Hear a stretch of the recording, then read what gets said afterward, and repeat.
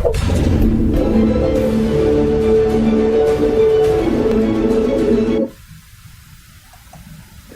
morning, good afternoon, good evening, ladies and gentlemen, boys and girls. Welcome to Emergency Management Associates, coming to you from the Area Command, 392 miles west of Kitty Hawk Beach, North Carolina. Sorry I put up my old picture again. Let me take that down. Here I am. How about that? Just a second, let me get you a live view here. There we go. We're back, we're live. How about that? Guys, I want to welcome everybody to Emergency Management Associates tonight. We're coming to you from the Area Command, 392 miles west of Kitty Hawk Beach, North Carolina.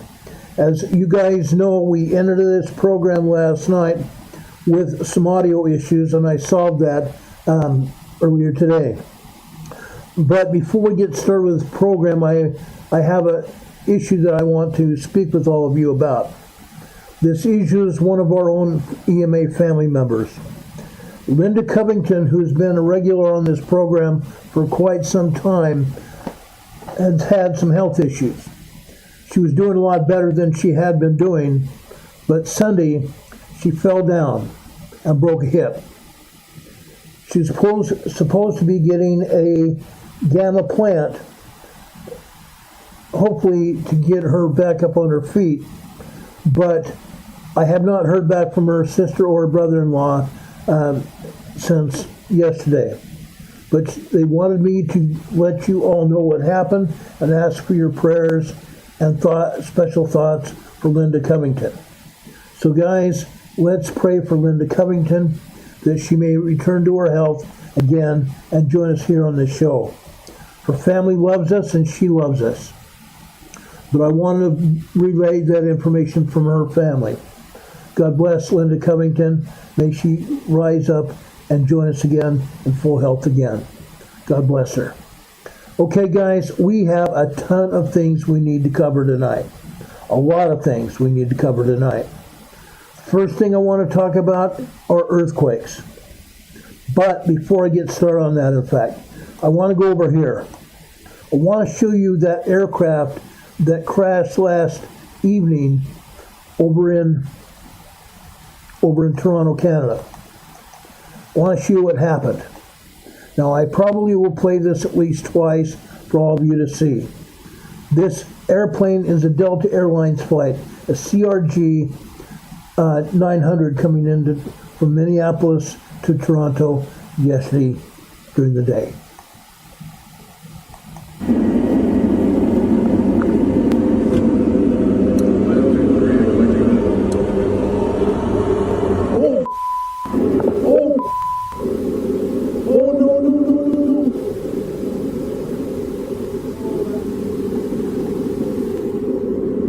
This appears that the landing gear broke down after landing on the tarmac at Toronto International Airport. Then it flipped over on the side, broke off a wing, which caused the explosion. Then it continued down the runway. Let's see this again.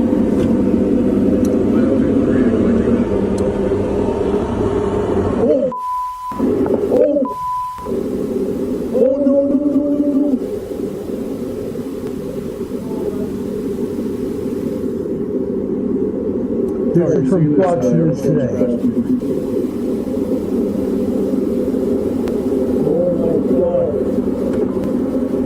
Oh my God. That is a dash cam video from Fox News earlier today. I want to show you this because this is a 6th aircraft flight that's crashed coming from the United States, from some city in the United States to another city. Okay? It's a sad day. More aircraft accidents. This one again happened in Toronto, Canada yesterday during the day, and temperatures were close to below freezing, and there was visibility problems and blowing snow, and also falling snow in Toronto when that plane crashed. It's unreal. Captain Sigerson said a hard landing. I believe it may have been a hard landing. The landing gear collapsed, the plane flipped over, I think one side of the landing gear first collapsed with the wing then hitting the tarmac and then it breaking off and the fuel spilling out of that wing, because that's where the wing tanks are. The tanks are in the wings, and after that wing tank broke off, it burst into flames, and then the aircraft flipped over. That's what happened. Okay? I want to clarify that. Now I want to go out to Santorini. Okay? This is a satellite view of Santorini, the island. The island is over here on the left. Okay? Where you see all the black and red marks here are where all the earthquakes are happening, around the Morgos, and out to the right-hand side as well. Now, we have more earthquakes today. We have like 50 earthquakes here today.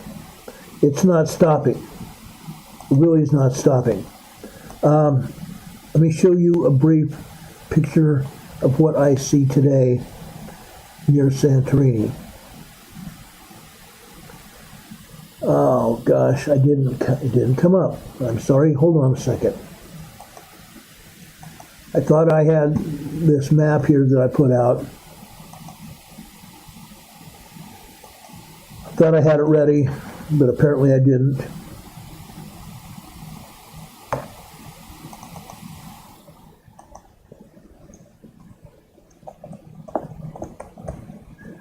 I'll get it for you right now.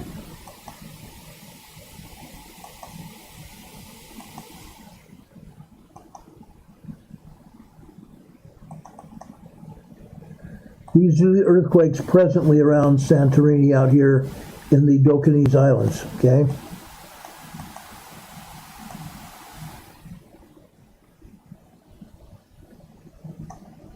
Doggone it.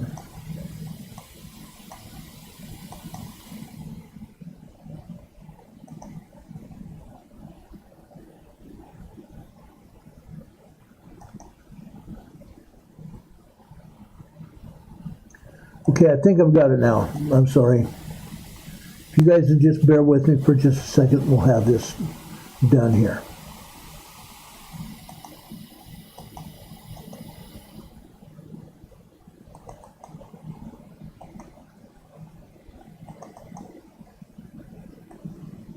Okay, these are where the earthquakes are now. Okay. You can see Santorini. We have an earthquake off to the upper left side of the island.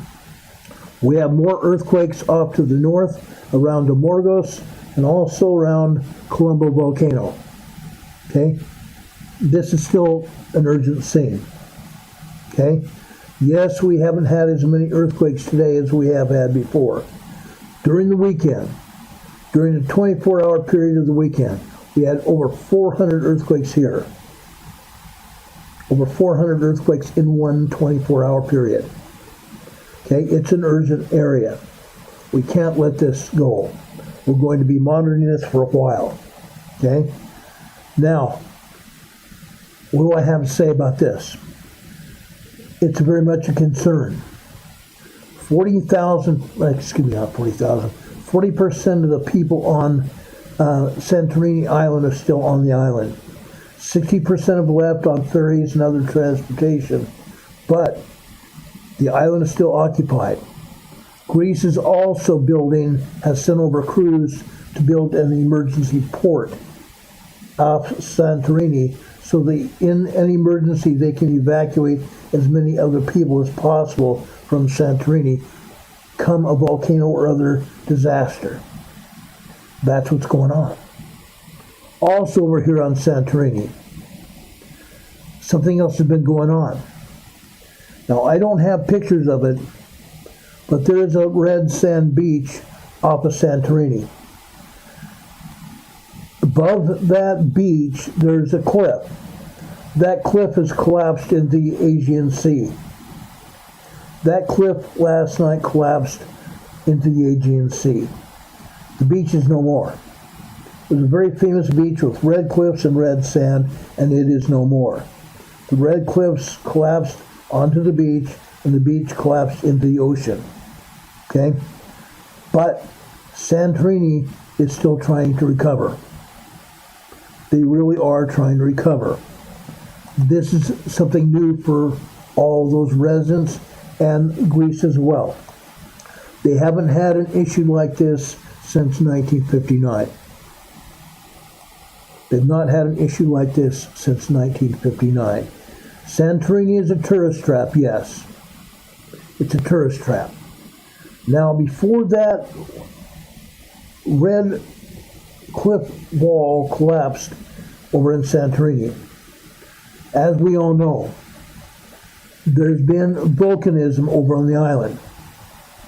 Over on the island. There is a volcano there. There's an undersea volcano northwest of Santorini named Corvo Volcano, undersea mountain volcano. Now, we also know that there has been land that has risen up. I explained this yesterday to you, and I wanted to talk about it again this afternoon. Land rise. How does that happen? Folks, down beneath the island, there is a magma reservoir. There is a magma reservoir, and there's a hydrothermal system as well, water. Okay? Now, as the magma has been going into the volcano, as the magma has been recharging in the magma reservoir, the land has risen up. The more magma that goes into this reservoir, the higher the land is going to become. Okay? That's what's going on. That's what this picture depicts.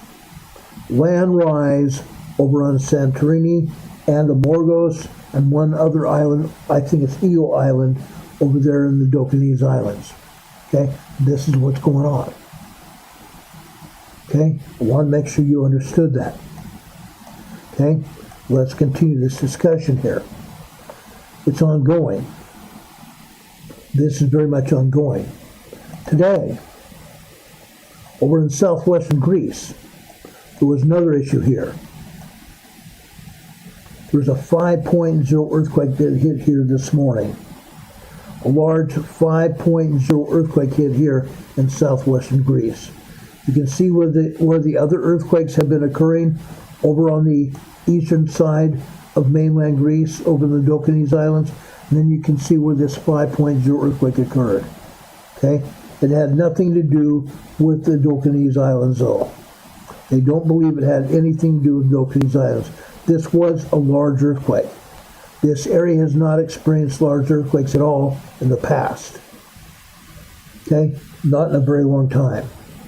This is new. 5.0 earthquake here. Okay? Now let's break away from the Santorini Island area, Dodecanese Islands, or even Greece. I want to go over here and talk also about something else here. Okay? Over in South America. Over in South America, we've had another earthquake. Okay? A very large earthquake over in Chile. Let me show you this. Hold on a second. Take that down. Let me show you the earthquake in Chile. It's a very strong earthquake.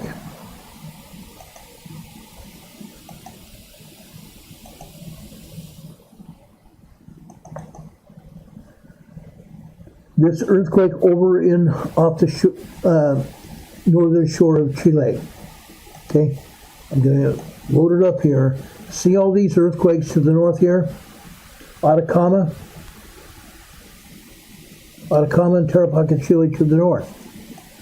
This is where this is, okay? You see Antofagasta, Chile right there as well. Antofagasta is a province of Chile in northern Chile.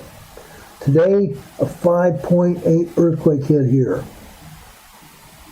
A 5.8 earthquake hit off the western coast of Chile today.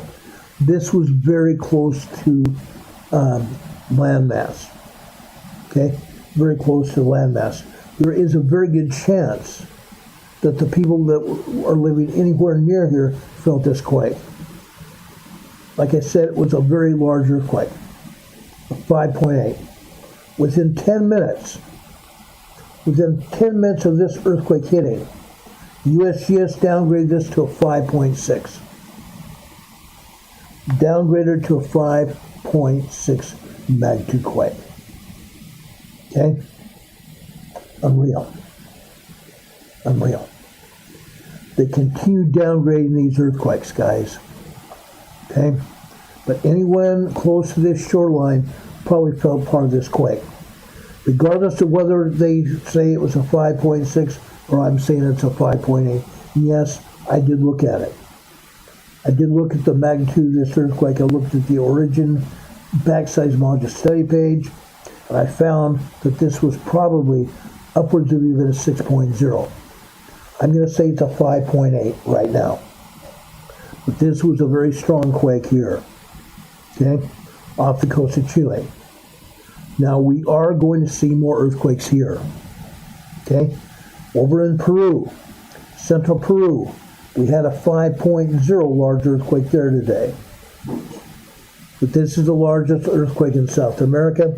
Over in northern Chile, a 5.8 earthquake hit here earlier today. Okay? Now, that's the biggest earthquake of the day. Let's talk about these other quakes and everything else that's been going on. Okay? I've had a long time to think about what we're going to talk about tonight. Yes, I'm going to go over back over to earthquakes a bit later. That's my plan right now. Richard Smith is in Nova Scotia, Canada, is talking to us about a 4.3 earthquake over Flores Sea over in Indonesia today, just a few minutes ago. That's typical. That's very typical. Why are we having earthquakes in Indonesia? Folks, that area is in the central part of a great big huge subduction zone. There are 7 different tectonic plates in that region. 7 different tectonic plates, and one plate is subducting under the other, just like this. They're subducting under the other, just like this. That is why we have so many earthquakes in that area. Indonesia, to the south, east over in Australia. Over to the east, we have Papua Indonesia. We have Papua New Guinea. We have the Solomon Islands. We have Vanuatu. South of there, the Loyalty Islands, and east over into Tonga and Samoa. And south there, over into the Kermadec Islands, and over into the New Zealand area. Yes, New Zealand has got hit with some small and minor earthquakes today. A lot of them. Okay? We'll try to get back to that in a little bit. What I do want to talk about, okay, over in Campi Flegrei, okay, a volcanologist, his name is Giuseppe De Natale. He's a research director at the National Institute of Geophysics and Volcanology. He speaks out. The massive earthquake swarm at Campi Flegrei in Italy, near Naples, continues at full force. A lot of earthquakes. A lot of earthquakes today. It has not calmed down at all. Not at all. Not in the least little bit. Now, why am I concerned about that? Let me show you. We have a great big huge volcano there. A huge volcano. I showed you this slide last night. Okay? Look at all of the craters over here in this area. Each of these areas is where we're getting earthquakes. Again, just like Santorini, the magma chambers down beneath Campi Flegrei are filling up. In other areas, from the magma chambers over to other areas, the magma is going beneath the ground. It's moving. And in moving, what happens? It's forcing its way through the bedrock. It's smacking into the bedrock, and as it smacks into the bedrock, what happens? Fractures the rock. It fractures the rock as it moves through it. When that happens, it creates earth movement in the form of an earthquake. That's what we see going on here. Magma is on the move beneath Campi Flegrei. Okay? Yes, there is a very big possibility of a major event happening here. Okay? There's been a lot of earthquakes here. A lot of earthquakes. Over the past, I want to say, 10 days, there have been 40,000 earthquakes here. Over the past 10 days, there have been over 40,000 earthquakes here. And it's growing. Let me show you the caldera of Campi Flegrei. Look at this. Campi Flegrei is moving. And there's also steam rising from the caldera. There's steam rising from the caldera here.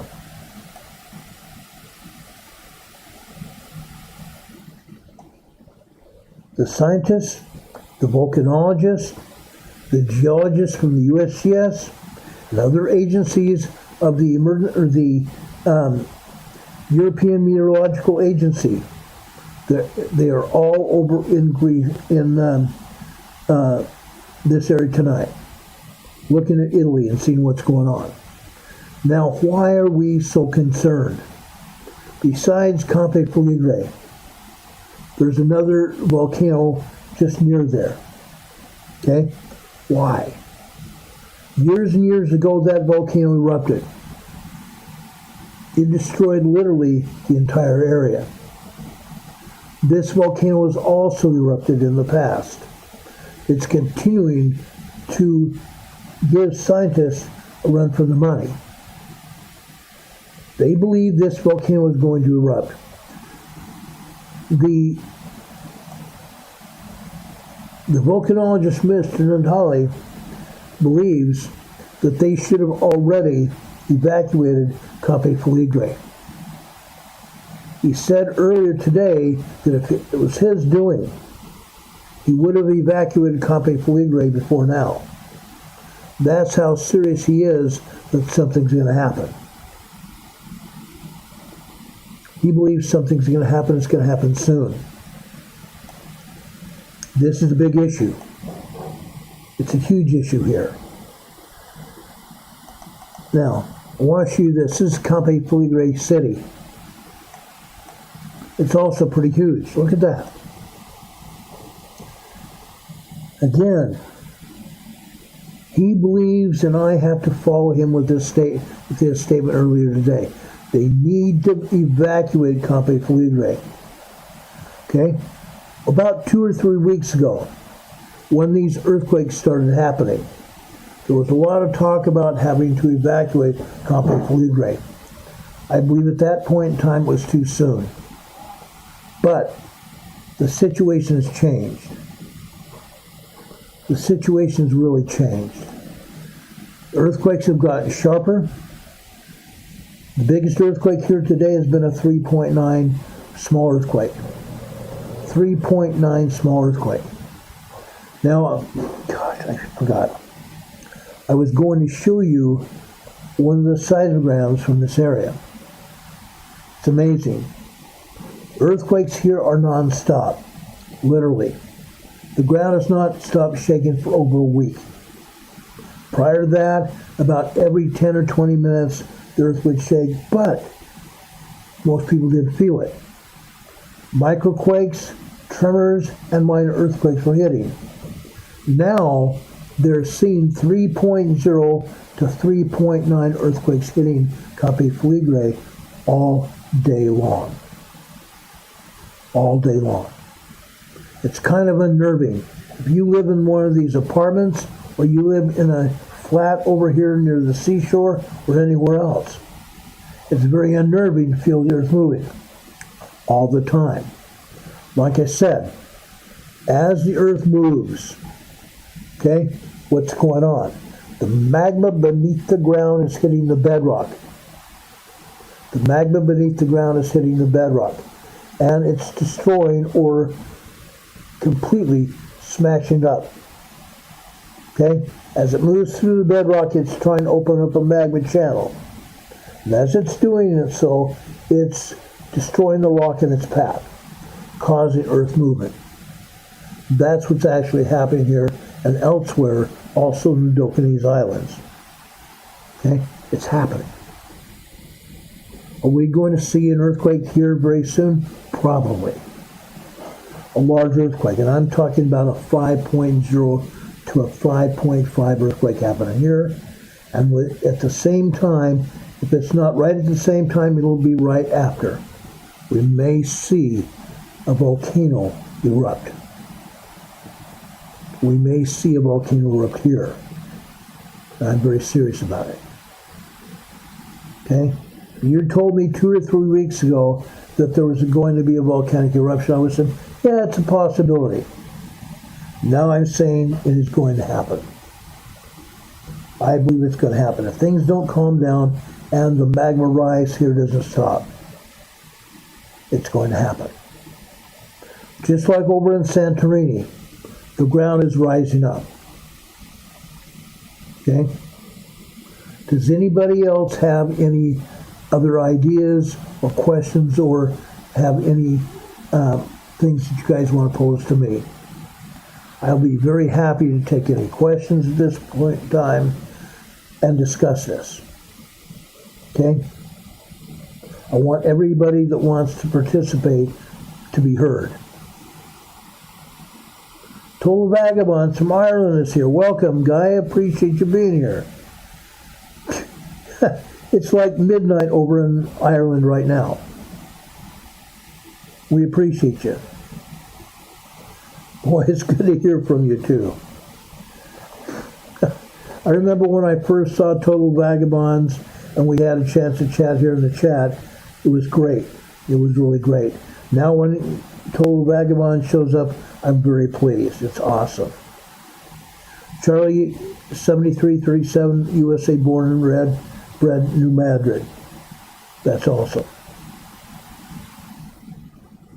That's awesome. But does anybody have any questions for me in regards to what is happening in Santorini or what's happening over here in Italy? This area of Italy, okay, Campi Flegrei, it's very close to Naples, and it's also just north of the Vatican. So if and when this volcano does go, yeah, I said if. I should have probably just said when.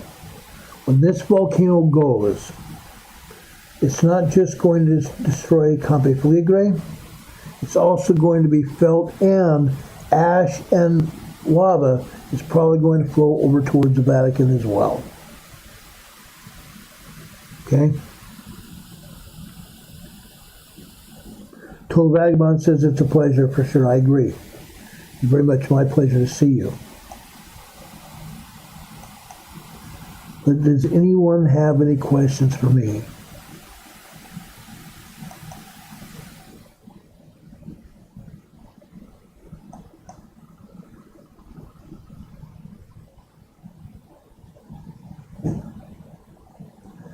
Charlie's asking us, what is happening over in New Madrid?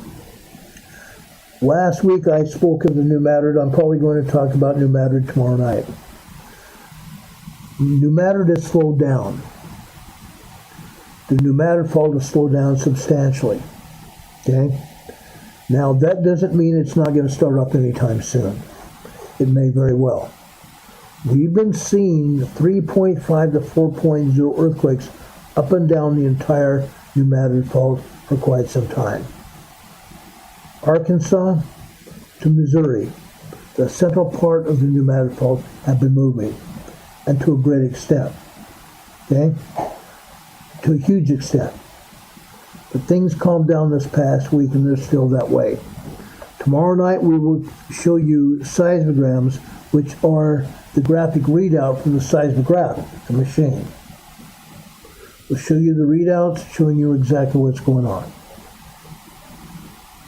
But New Madrid has calmed down, and I honestly didn't believe it was going to. But as I said before, I still believe that we may see a major earthquake on the New Madrid Fault within the next 2 years. I do not think it's going to go any further than that. The reason being is all the activity we've had on the East Coast, all the activity we continue to see on the West Coast, because the New Madrid Fault is getting squeezed from both coasts. The New Madrid Fault is getting squeezed from both coasts. Okay? That's what's happening. Charlie says his sister lives in Jackson, Tennessee. Jackson, Tennessee is just to the east of the New Madrid Fault. She's going to feel a lot of shaking going on. She will feel a lot of shaking going on. When the New Madrid Fault goes, it's going to cause probably an 8.0, 8.5 earthquake that's going to be felt up and down the entire fault zone, all the way over to the east coast of the United States, all the way up in Washington, D.C., and probably up to Canada. Okay? That's how strong that earthquake is going to be. It will be a major earthquake. A very major earthquake. Now, the last time it happened was over 200 years ago. 1700. Now, actually, it's not either 1700. It was 18. What was it? 1814, I believe it was. 200 years ago. It stopped the Mississippi River from flowing for 7 minutes, which created the Real Foot Lake that's off to the northeast side of the Mississippi. Real Foot Lake over in Tennessee. Okay? Incredible. I drove by the Real Foot Lake when I'm on my way from here, or actually to get here 4 years ago. Real Foot Lake is very interesting to see. It's huge. The Mississippi River stopped flowing for 7 minutes, which created the Real Foot Lake.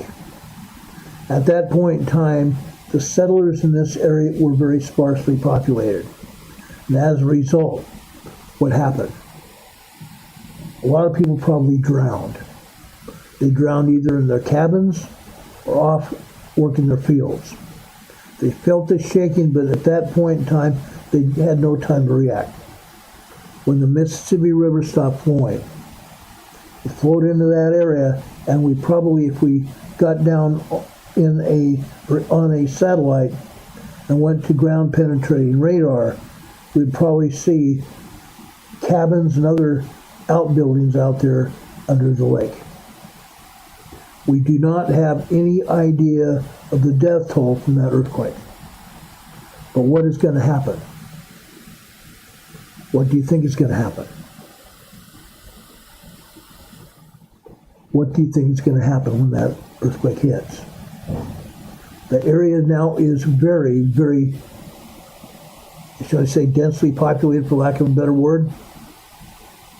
Very densely populated. Because of that. The area around Little Rock, Memphis, West Memphis, and East Memphis are going to be inundated. All the other towns and cities up and down the fault are going to be inundated.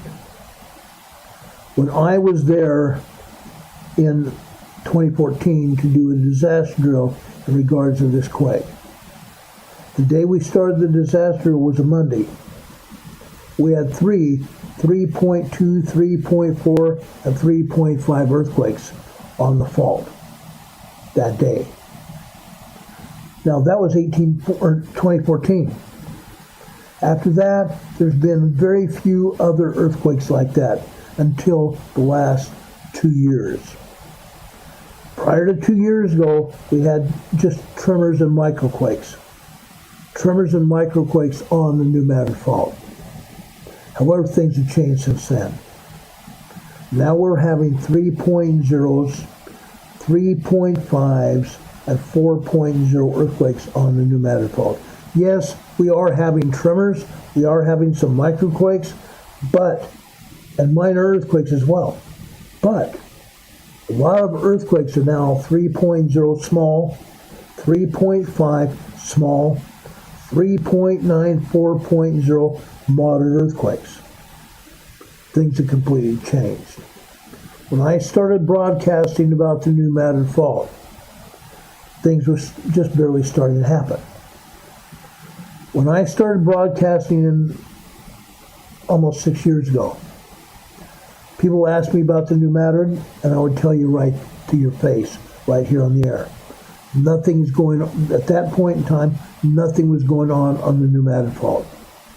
Microquakes and tremors was it. Nothing else. Now it's completely changed. It's a completely different animal. Okay? Yes, I believe we have to be concerned about the new Madrid fault. I don't think it's going to pop up until 2 years from now, or sometime within the next year and a half. Okay? Year and a half to 2 years. Scientists are saying 25 years. I don't care. I think they're wrong. Considering the amount of earthquakes that we've had, unless things really change, I see nothing but larger and larger earthquakes until all of a sudden all heck breaks loose.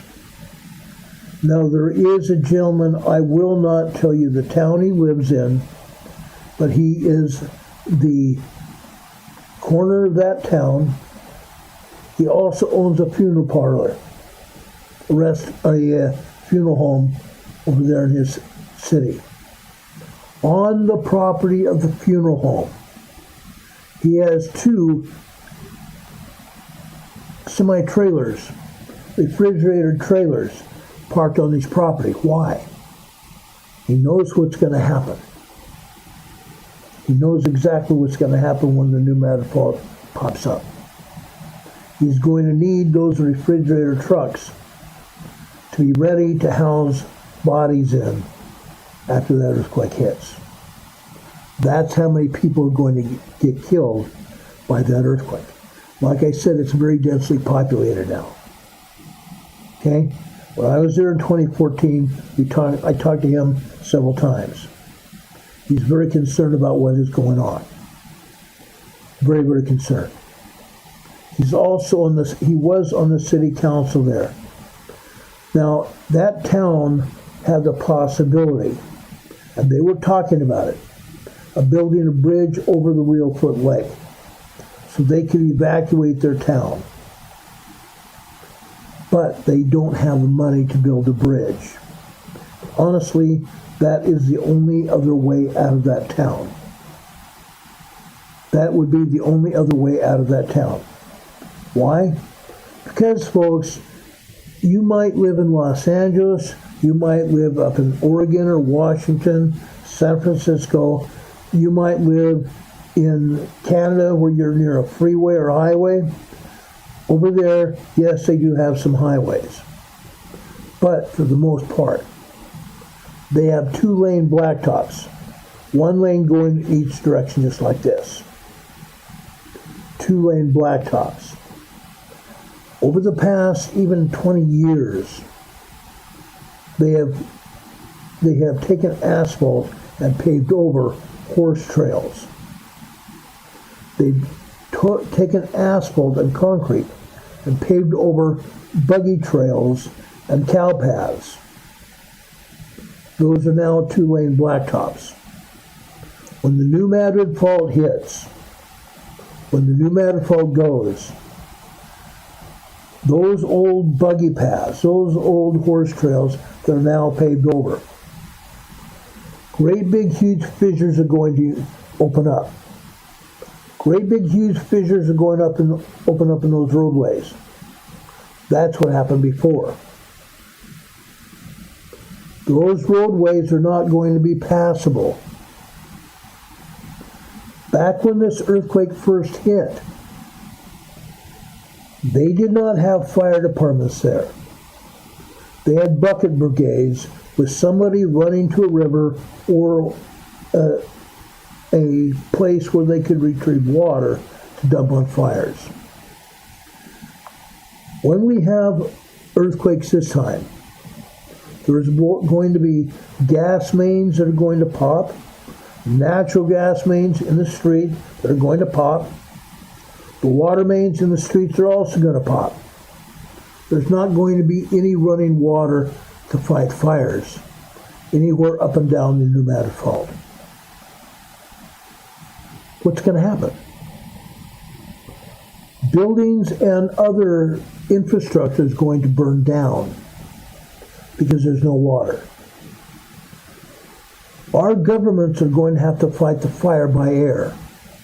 Helicopter and plane loads of water or fire retardant are going to have to be dropped on the fire. That's what's happening. I can promise you that's exactly what's going to happen. Okay? I'm real. I'm real. That's what's going to happen.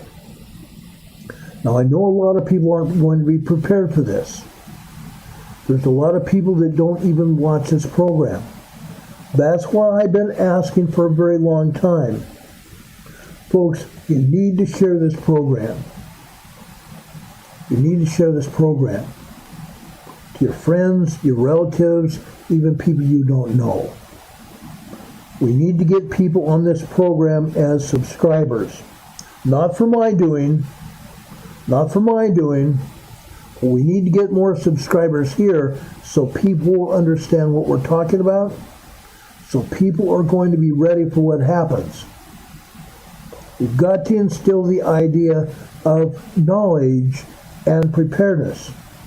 Knowledge of what's going to happen, when it's going to happen, and how it can happen, and also how we can prepare to protect our own lives and the lives of our families. That's what I'm concerned about. That is exactly what I'm concerned about. Richard Smith is talking about a very large 5.7 earthquake in the Seram Sea in Indonesia. That's over in central Indonesia, guys. A very large 5.7 earthquake happened there. Again, Indonesia is right smack dab in the middle of 7 different tectonic plates. 7 different tectonic plates that are subducting just like this, one under the other. Okay? Any other questions about the New Madrid? I wanted to talk about this because some of you live there. Others of you have family there. And we just got through having a Super Bowl over in Louisiana. I was praying that nothing else would happen over in Louisiana, in New Orleans, during the Super Bowl, and it did not happen. With everything that's been going on, I've been worried about what was going on over in Louisiana, New Orleans area. I think a lot of people are scared of it. The police and fire chief that I know were thinking about it. Seriously. We had the FBI, we had Homeland Security, every other federal and local agency, local and state agency, and other agencies around that area also contributing law enforcement. Over 3,000 law enforcement officers were in New Orleans for the Super Bowl to make sure it's safe. And then President Trump also flew in, so we had Secret Service to help protect him. Incredible. Incredible.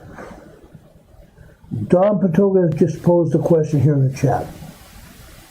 What does survival mean?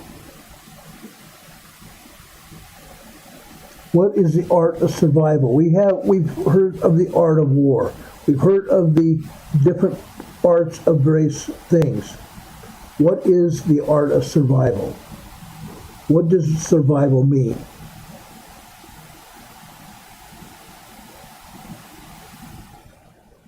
What does survival mean, guys? Does anybody have an answer for that question? What does survival mean? What does it mean to survive any kind of event?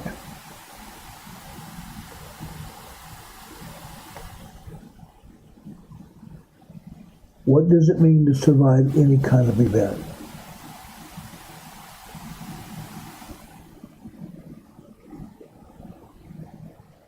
To live through it, yes.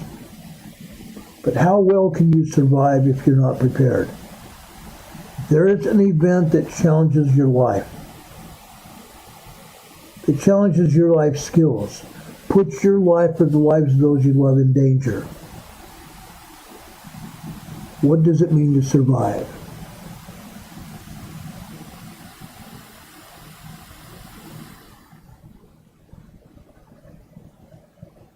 Arnold Smith says he's using too much data. I guess his device is getting hot. Take care, Arnold. God bless you, brother. Appreciate it. Arnold's a very good friend of mine as well. Canadian Patriot says it means you were very lucky and you're prepared. That's part of it. That indeed is part of it. Some people that are going to survive are not going to be prepared. They're going to walk around as zombies for quite some time. They may walk around with their head cut off, like a chicken with its head cut off, because they got blown away by what happened. Psychologically, it will be devastating. Psychologically, it will be completely devastating. We need to keep our heads about us. That is one of the things we teach here on Emergency Management Associates. When everybody else is losing their heads, we need to keep our heads about us. We have to. We have to. Okay? Don Patoka just put something else up. Survival in most cases does not necessarily translate to being a walk in the park or even a Sunday school picnic. It depends largely on your ability to think and your ability to improvise effectively. Preparation is the key. Preparation is the key. And Don is exactly right. Don is exactly right. I love having Don here. Don, I think, puts things into the chat that we all need to think about. Okay? I can appreciate that. Now, Renee, Steffi, and Rebecca Explorer have been here in the chat, talking about a huge storm that's going to hit here in North Carolina within the next 24 hours. There's going to be a storm. Okay? There's going to be snow. Yes, before that, rain. Okay? As we've told you yesterday, Kentucky and Tennessee got hit. Okay? Today, Tennessee got floods as well as Kentucky. There's been some people die as a result of those floods and rain. Again, I want you all to keep your heads on a swivel. Keep your heads on a swivel. You need to know what's going on. If the roads get slick, stay off the roads. The roads get slick, stay off the roads, including the highways, your local streets. If you're not used to driving on the black ice or white ice that's there, stay off the roads. Stay completely away from it. I know how to drive on it because I've driven on it in the past. But even if you have experience driving on those kinds of roadways, it hasn't happened recently. For me, I haven't been on a slick road in 3 years. It's different. It's completely different. And you need to be ready for it.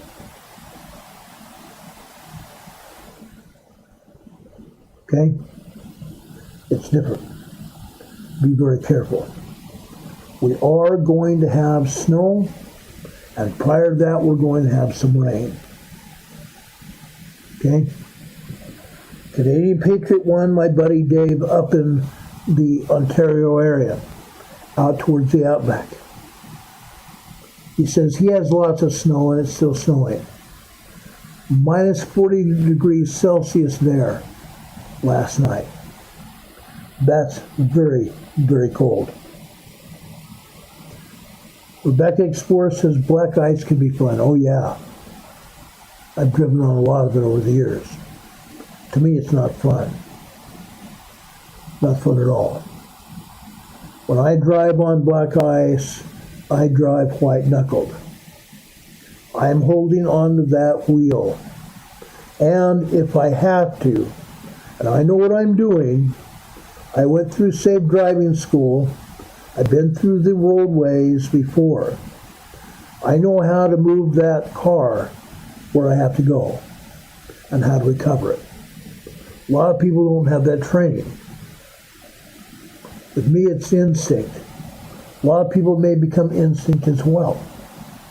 But if you're not used to it, stay off the roadways. Stay warm in your homes. Now, we may also have a power outage. We also may see a power outage. We're still going to have some winds as well, and it's going to be blowing snow. The winds and the ice may snap the power lines, causing a power outage. How are you going to handle that? How are you going to stay warm? Think about it. Think about it. Do your best, because it's not going to be fun. Rebecca Explorer says slip sliding away. Yeah, you can play that song all day long, because that's exactly what it could be like. Slip sliding away. Oh yeah. Oh yeah. Yes, we're going to have tree limbs snap, possibly trees go down. Yes, I've been there, done that. Been there, done that. Now, I want to talk about some other things here tonight as well. Our government is in a world of hurt. A whole world of hurt. The other day, this past weekend, Elon Musk and the Department of Government Efficiency have said they discovered $394 million in Social Security, 394 million Social Security recipients here in the United States. Guess what? There are not 394 million people living here in this country. Only 334 million people. That is a discrepancy of over 70 million people. That means 60 million people have been receiving Social Security benefits. You think you've seen fraud? You've seen nothing yet. You haven't seen nothing yet. It's bad. And it's bad, it's going to get worse. Let me show you some more statistics you ought to think about. Okay? Senator Kennedy came out yesterday and said, you can't make this up. The federal government sent $1.3 billion to deceased people, and the checks were cashed. $1.3 billion went out to deceased people, and the checks were cashed. Now, because of what Elon Musk has done and continues to do, this lady right here, Michelle King, she's been the acting head of Social Security. She's the acting commissioner. Today she stepped down.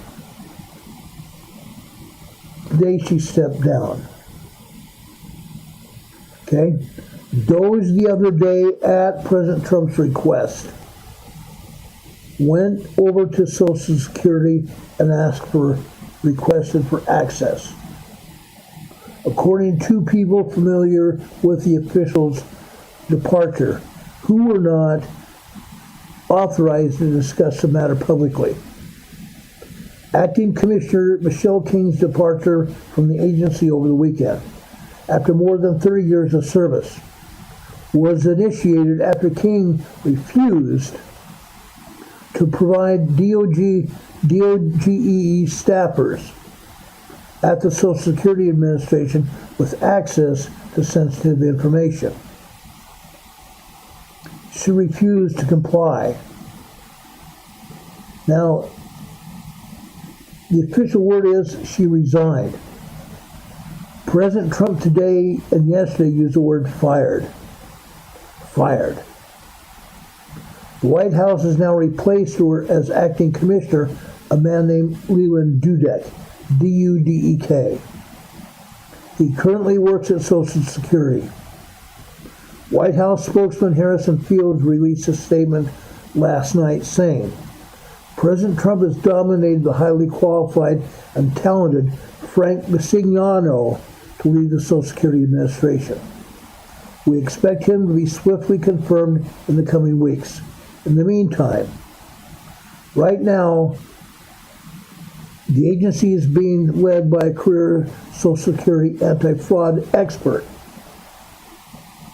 Social Security Administration is being led right now by Leland Dudek, a qualified Social Security anti-fraud expert. He's the acting commissioner right now. Harrison Fields added, President Trump is committed to appointing the best and the most qualified individuals who are dedicated on working on behalf of the American people, not to appease the bureaucracy that has failed them for so far too long. Ms. King's exit from the Social Security Administration is now one of several departures of high-ranking officials concerned about DOGE staffers and their potential unlawful access to provide taxpayer information. Why are they refusing to cooperate with DOGE? Because they don't want the truth coming out. There has been too much fraud. Way too much fraud. DOGE has accessed Treasury payment systems. DOGE has accessed Treasury payment systems. Why? In attempting to access Internal Revenue Service databases, DOGE workers are authorized by command staff, including President Trump, with top secret security clearance to access that information. Yes, we have people resisting it because they are covering up information.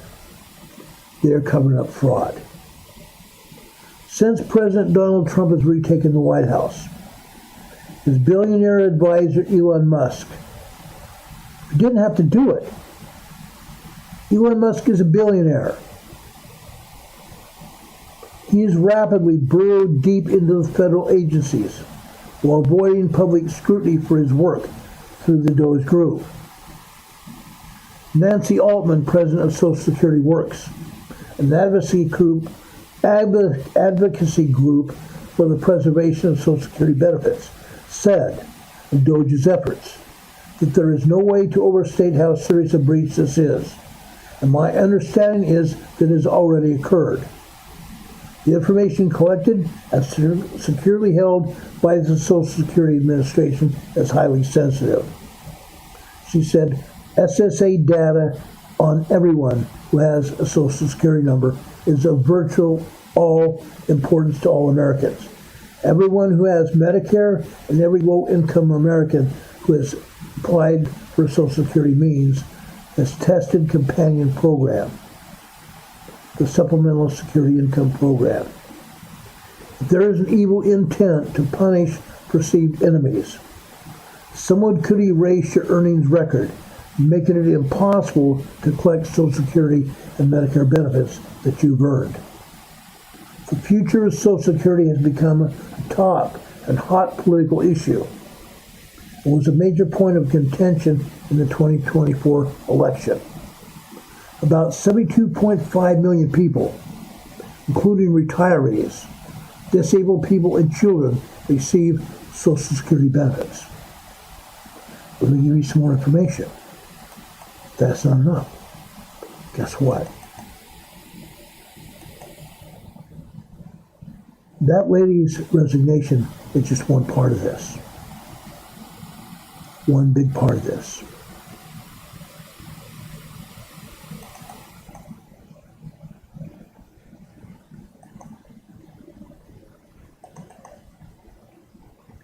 Just a second.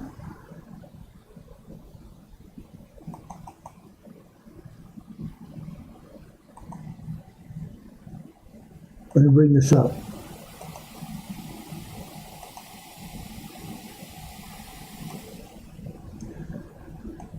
Okay, let's go back to 2021. $1.4 billion COVID stimulus payment to dead people. COVID stimulus payments to dead people. $1.4 billion. $2.9 trillion is the value of improper payments since 2004. Payments that went out since 2004, improper payments, amounted to almost $3 trillion. $6.5 million, the number of 112-year-olds on Social Security.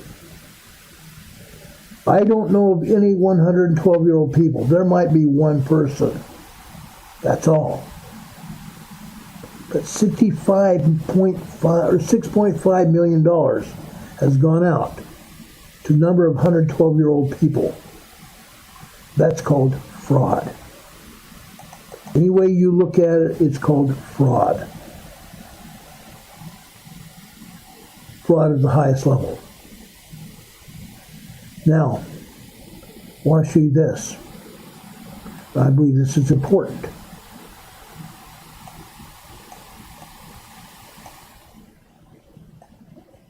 Let me make this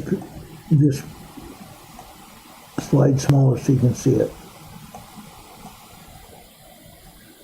It's important to keep in mind that fraud we're uncovering involved multiple individuals working together.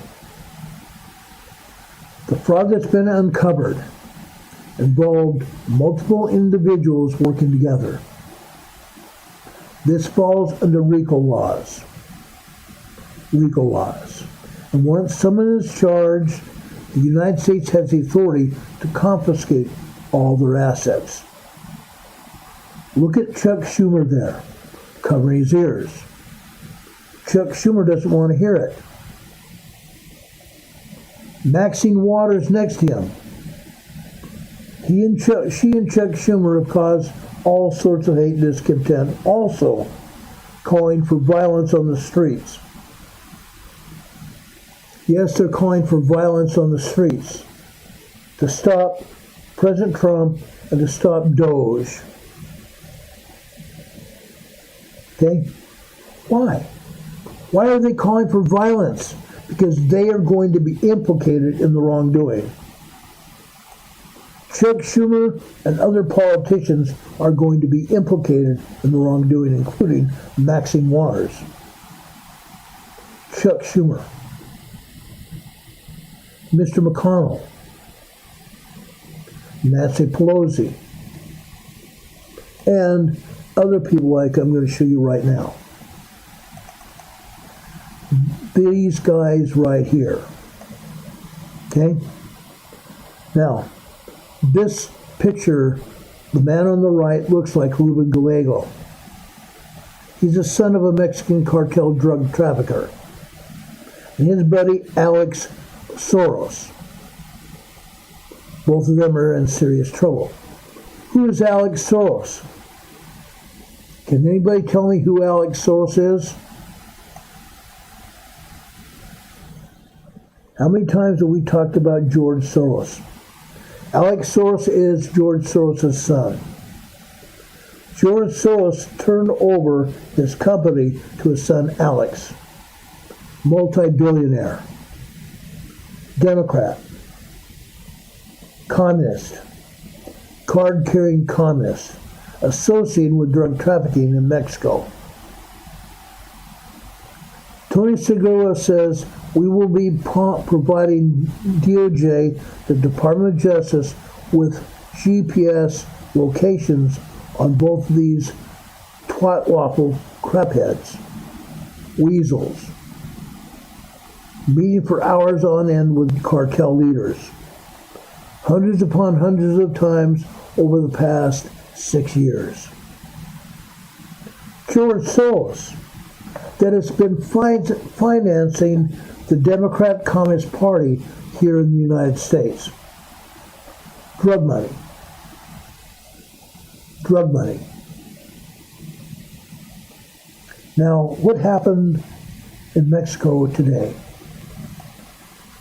President Trump authorized our military to go into Mexico.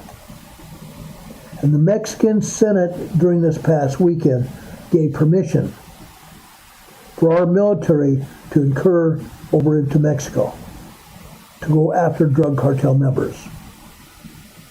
That is happening as we speak. They're going to be using drone aircraft or helicopters and flying planes over the areas where the drug cartel members have been. We are going to apprehend and or destroy drug trafficking in Mexico once and for all. Now, I've been told SEAL Team 6 and other high-profile members of the U.S. military are going to be going in there, if they're not already there. They're going to ferret out the drug traffickers and annihilate them. Annihilate them, so there will be no more drug traffickers in Mexico. That's going to stop the drug trade. It's also going to stop the illegal human trafficking. Because the drug cartels have been using illegal human trafficking for at least 30 years that I know of, maybe longer. It's going to come to a screeching halt. It's going to come to a screeching halt.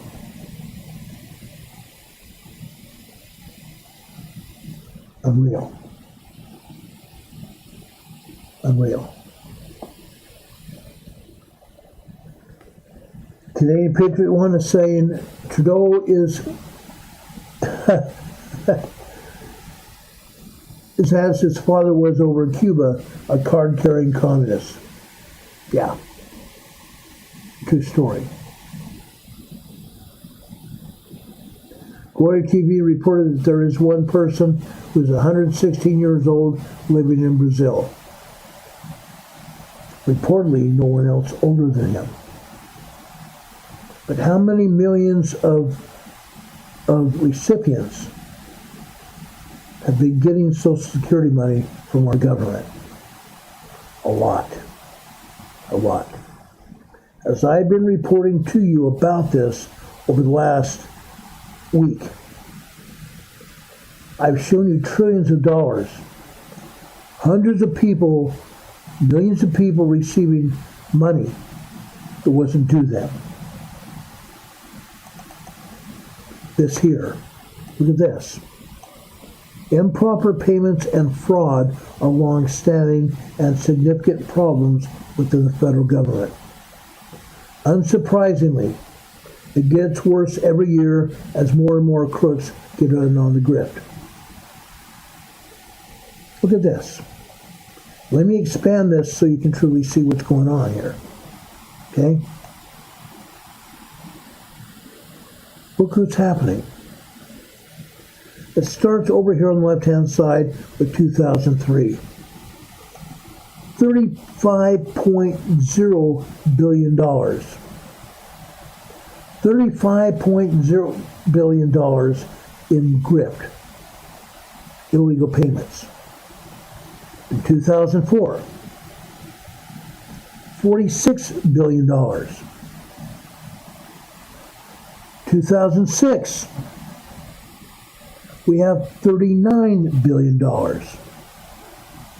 2007, $49 billion. 2008, $72 billion. 2009, $109.8 $2.6 billion. 2010, $115.7 billion. 2011, $115.7. 2012, $107.1 billion. It went down. $105.8 billion in 2013. 2014 it went up. $124.7 billion. 2015, $137.8 billion. 2016, $140.9 billion. 2017. Actually, that was at $140.9 billion, 2017. 2018, $150.7 billion. 2019, $174.8 billion. 2020,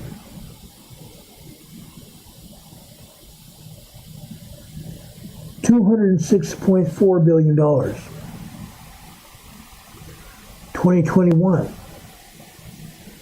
$281.4 billion. 2022, $247.0 billion.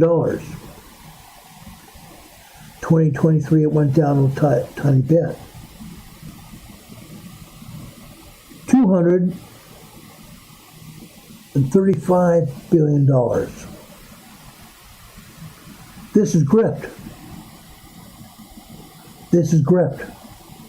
Wrongful payments by our government to entities that should not have gotten the money.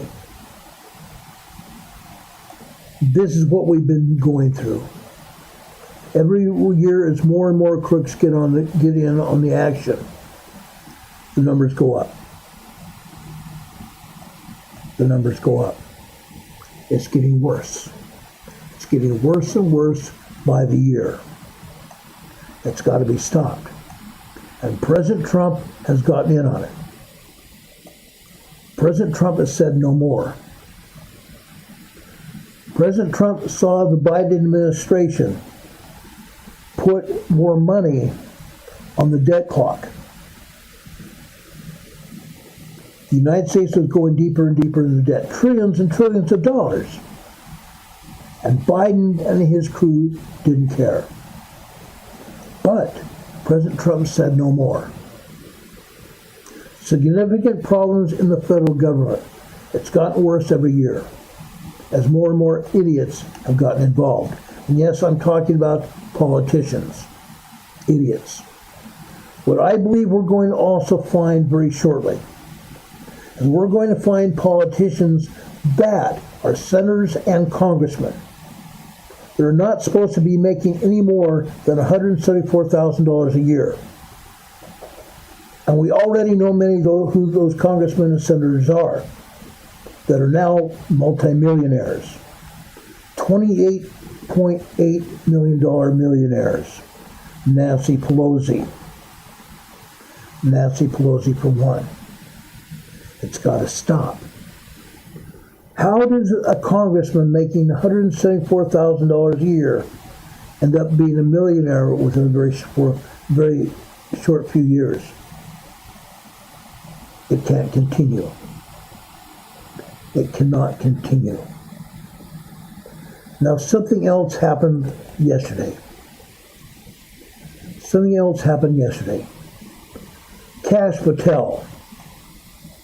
Kash Patel was confirmed as our next FBI director.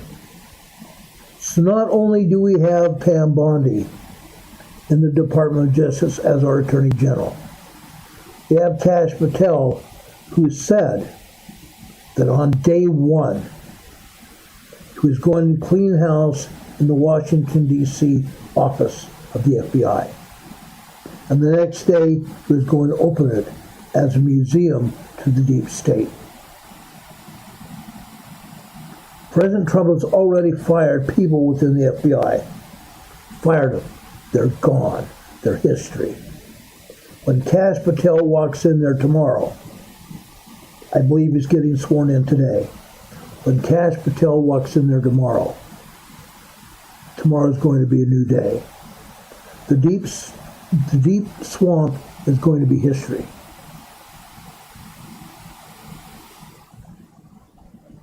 S. Nord is here. S. Nord, thank you for that beautiful card that you sent in your donation to our program for our new computer. We appreciate that. Don Patoka says, oh no, who let the dogs out? President Trump, Pam Bondi, and Elon Musk, and this man here. This man right here. Kash Patel. He is our new FBI director. And there's going to be all sorts of heck screaming and gnashing of teeth. Because Kash Patel has already said that there are going to be heads swimming. Heads swimming. Okay? It's going to happen. Fly fishing says, bark, bark, bark. Yes, I agree. I totally agree. The dogs are going to be howling in the night. Now, there is one guy who got on the YouTube earlier this morning crying his head off that President Trump had fired him. Fired him. How am I going to survive? What am I going to do now? Well, guess what? If you'd been doing your job, you might not have gotten fired. You might not have gotten fired. S. Nord, I'm going to put your card up on the wall behind me. I love the birds. I do. I love birds of all kinds. That was a cool painting. That was a cool painting. Does anybody have any comments about anything we said so far?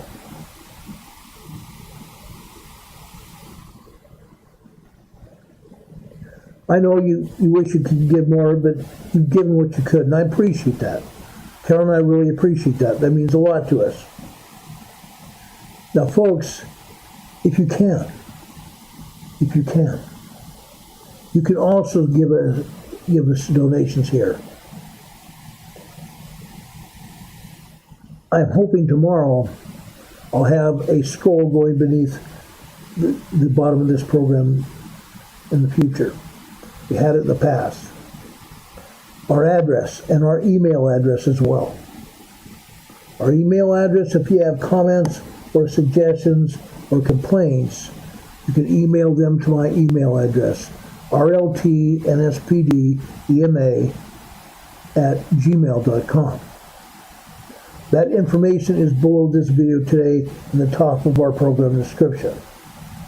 Also in the top of our program description is our address, where you can send more cards and letters just as that's already done. I love that card. I love all the cards and letters you guys sent us. Your cards and letters, please let us know how you're doing. Let us know how you're doing in your emergency prep operations. I don't necessarily want to know exactly where everything is. I don't want that. But I want to know how you're doing. What are you doing to make sure you're prepared for any kind of emergency situation? It doesn't have to be just earthquakes. It can be any kind of emergency situation at all. I'd love to know that. Cards and letters, okay? Our address is 104 North Green Street, Box 105, Morganton, North Carolina, Morganton, North Carolina. The zip code here is 28000. 655. 28655. Also, you can also send donations to our PayPal and our Venmo locations, also in the top of our program description right beneath this video today. We'd appreciate that. We really would. Before Thanksgiving this year, I want to buy us a new computer. This is an older computer. Yes, I bought some more time here before it dies.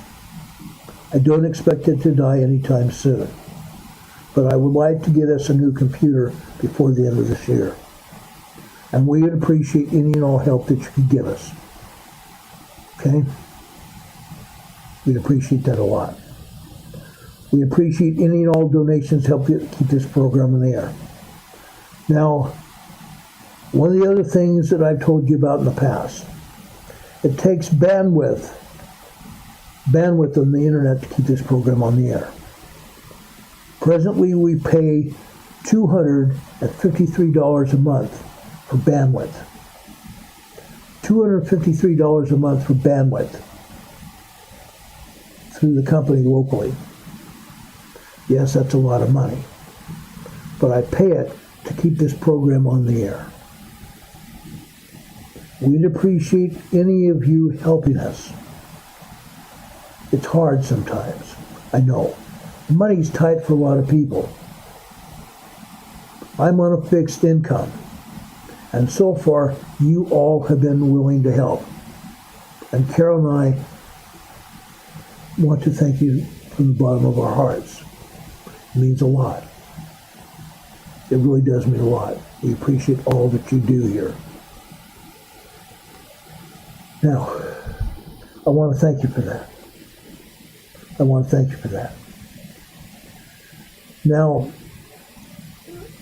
Trump and Elon Musk are going to be on the Hannity tonight. I believe Hannity is going to be on at 9 p.m. Eastern Time tonight. I hope that each of you can watch Trump and Elon Musk on Hannity.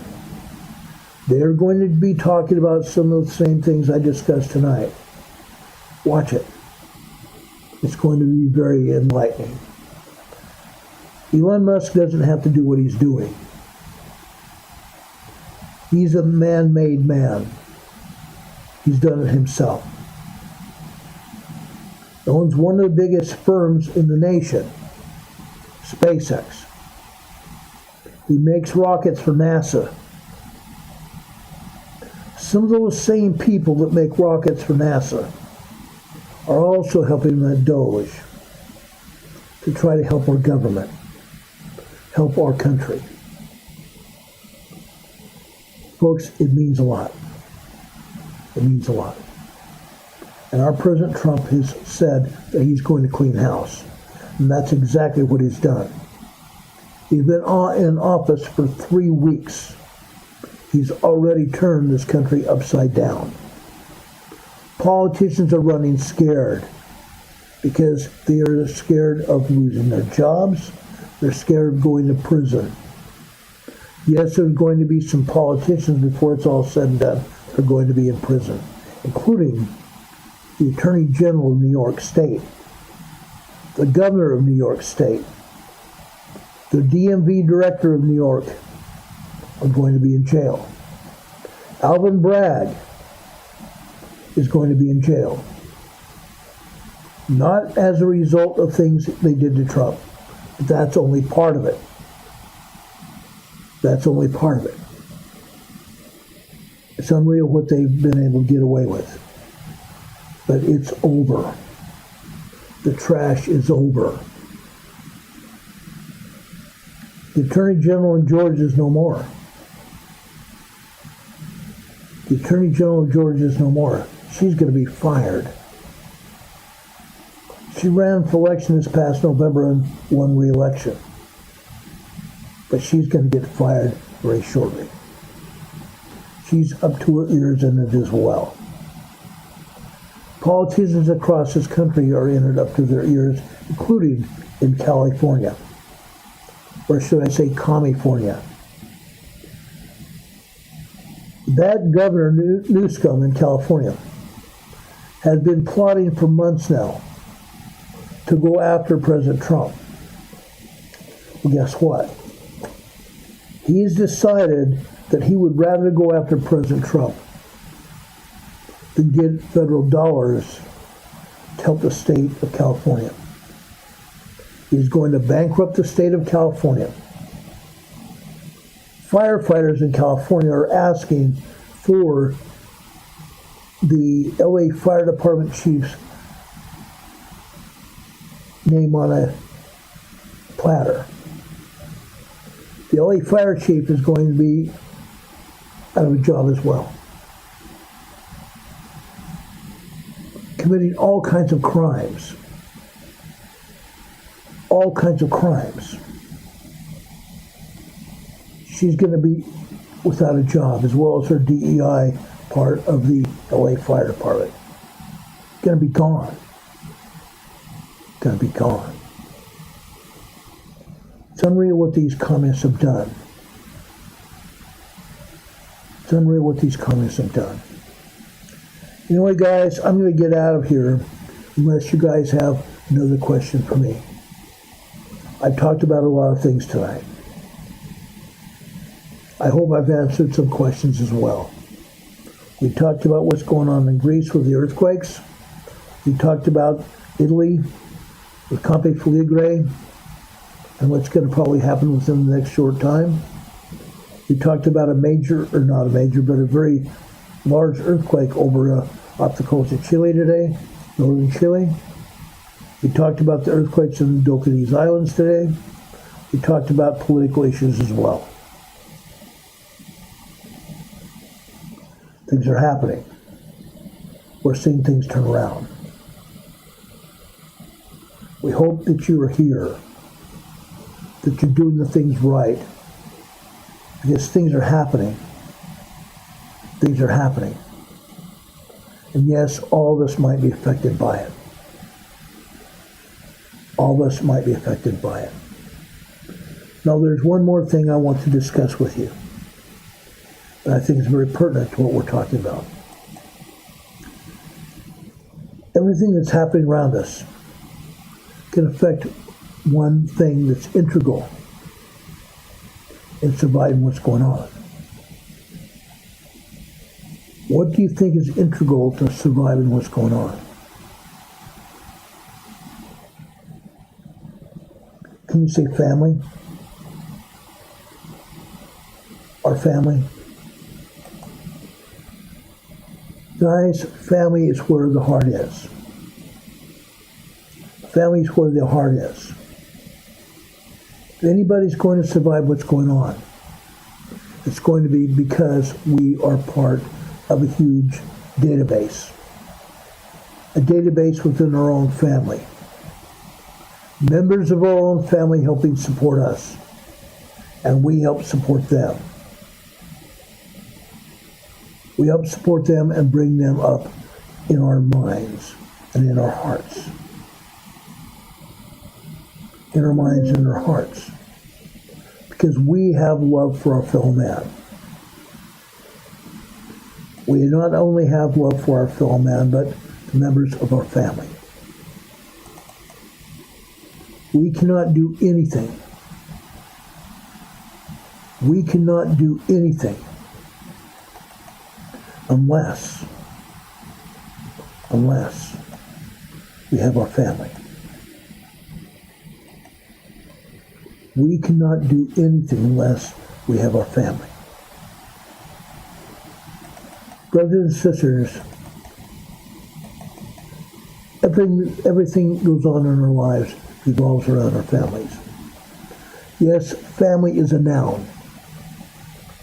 Family is life's greatest blessing.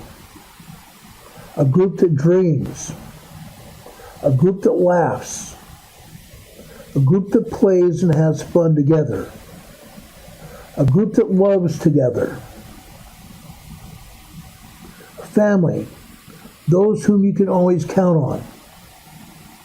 Those that are always present, not only in the good times, but the most precious gift, life. Why? When stuff is going down around us, when stuff is happening around us, our family is the one thing that we can count on most of the time. Most of the time. Now, each of us, I'm sure, have dysfunctional families. Carol and I have dysfunctional kids. True. Our parents were somewhat dysfunctional as well. Some parents are so dysfunctional they can't help their children. Unfortunately, it hits too close to home for some of us. My parents helped me a great deal when they were alive. But there are parents, even when they're alive, don't do anything to help their kids at all. They do not do anything for the kids, and in fact, get in the way of their kids' progression, and even their grandchildren's progression as well. I've seen it happen. If any of us are able to survive anything, including the demise of all of us, we must be able to help love and support each other. Our family. Our family. I said this before and I'll say it again. I love my wife and I love my kids no matter what happens. Some other family members, I don't have much good to say about it because they've disappointed me and those that I love. Family is everything. Life's greatest blessing. Life's greatest blessing. The Lord has told us that we can't do anything. We can't progress into heaven without our family. Let's work together. Let's help our family progress. Let's love our family. Darla A. says, after I spent $140,000 on my family members' education, she cut me off. Darla, I'm sorry that happened. I'm sorry that happened. I could tell you stories as well. Let's still help each other. Let's help each other. Let's make sure that in heaven there is no chair empty. When we get to heaven, let's make sure that there are no empty chairs. Let's be together. Let's love each other. Let's work together for everybody's good. If things are pretty bad, let's try to change that. Let's try to change that. Now, I know this hits hard for some of you. It hits home. I get that. As Don Patoka told Darla, welcome to the club. But we can try to change that. Here at Emergency Management Associates, we are a big family. Yes, we have our differences. We have our differences. But one thing we want to do is work together to help each other survive what's going on. Before I leave tonight, I ask one thing. That is, the Lord will bless all of you. I ask all of you to pray for each other. Don't forget, prayer is a mighty word. It's also a process where we can be blessed by the Lord. Let's pray to the Lord, thanking Him for what we have, and asking Him for the things we need. And I know for a fact that He will bless us. I asked for this in the beginning of this program, I'm going to mention it now again. One of our own family members here, Linda Covington, fell and broke her hip on Sunday.